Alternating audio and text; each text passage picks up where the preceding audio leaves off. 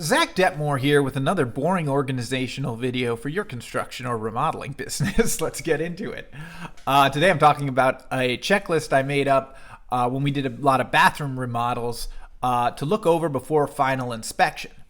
Now, this isn't the items that are all necessary, but these were typically the ones overlooked by our team that we would fail for. So let's jump into what it is. Let's get it up on the screen there, can we? Boom! There it is. All right, I'll look over this way. All right, so first thing, check that GFCIs work. Sometimes they don't work and the inspector checks that. The next thing is make sure when the GFI is tripped that the lights in the bathroom still work. You want, if the client is in the middle of the night blow drying their hair and the GFI trips, that they're not cast into darkness and can't get out of there. Check that the outlets are wired properly, so it's easy to get a plug tester and just plug that in. And check that the electrical panel is labeled. Now you may say, this is my electrician's job, why am I doing this? Do you want to pass inspection? Do you want to collect the payment? Because in New Jersey, you can't collect final payment until you pass the final inspection. So what I'm talking about takes, several minutes. It's worth doing just to make sure you're good. And then in case your electrician overlooked something, you're good to go, right? Have a screwdriver ready to remove the electrical panel to cover to show the inspector. So that don't expect the inspector in New Jersey anyway to want to remove the panel all the time. But if they do, just have the tools to do that for them and work safely if you're not an electrician, because an open panel is a dangerous panel. Make sure grounding rods are flush with ground. Another electric thing. We always fail for this. I know you would say, why are you putting a new panel in a bathroom? But it's not that uncommon for us to have overfilled panels and do service upgrades as part of our smaller renovations. Make sure water is not too hot or not too cold. Should be between 110 and 120. Now it varies, shower, faucet, kitchen faucet. There are different codes in different areas, but that was sort of our rule of thumb for the areas we kept failing for, mostly shower.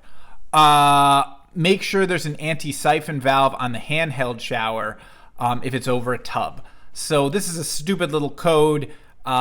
People don't check for it that much anymore, but it was something that we used to fail for all the time back in the day. So I would just keep an anti-siphon valve in the truck and we would pop it on the handheld. If you're curious about that, basically if you took the handheld and threw it in the tub when the tub was full of dirty water, if you follow me, say sewage backed up into the tub, you had the handheld in the tub, right? And then there was, for some reason, a negative pressure in the water line such that it siphoned up water out of the tub that was dirty water and contaminated your potable water system. That's what the anti-siphon valve is for, and that's what that code's about. So we just put them on handhelds. But we have failed for that. Make sure toilets are caulked to the floor. So that's just a simple thing. Sometimes plumber doesn't know if we want to caulk them or the plumber is going to caulk them. Sometimes I say, don't caulk it because you're going to do a sloppy job. I want to do a crispy job. Because it's another thing. I've had a lot of plumbers caulk the toilet to the floor and then the client goes like, this is a mess. It's especially a problem when you have a mosaic tile on the floor and you have a lot of grout lines and then they come with a big old blob of phenol-seal or silicone and it just goes and then you see all these lines where the silicone has filled the grout joint. It looks horrible. So that's why you would have the plumber not do it necessarily. But it makes sure someone does it is the point. And make sure glass near shower tub, above window seat, in the vicinity of the shower is tempered. So, it's another thing we fail for. Sometimes we'll do bathroom renovation. They have the original window in there and we think, it's a good window. No reason we need to touch that. And then all of a sudden the inspector comes and this needs to be tempered. Why didn't you touch that? Now there's a little cheat code there. Sometimes if you fail, you can pull the sash out and swap it out so you're not buying a whole new window. Tempered glass does take a little longer, so that's something you want to do before the job, not at the end of the job. Or you can sometimes get away with the 3M film that's laminated to the glass. Some inspectors will allow that, and I have passed in inspections for that, telling the client, the inspector, listen, the client wants to save some money. Can we put this film on? So hopefully that makes sense to you. That's a checklist.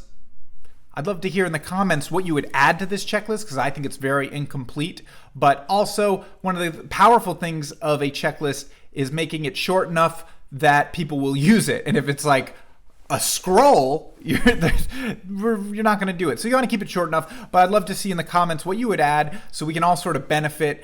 And as this video ages, modify our lists together with this little crowdsourcing event. So if you enjoy this type of content, please subscribe to my channel. Follow me on Instagram, Detmore101, and hit the notifications button if you want to see the next video about organization. Thank you so much for watching. See you on the next one.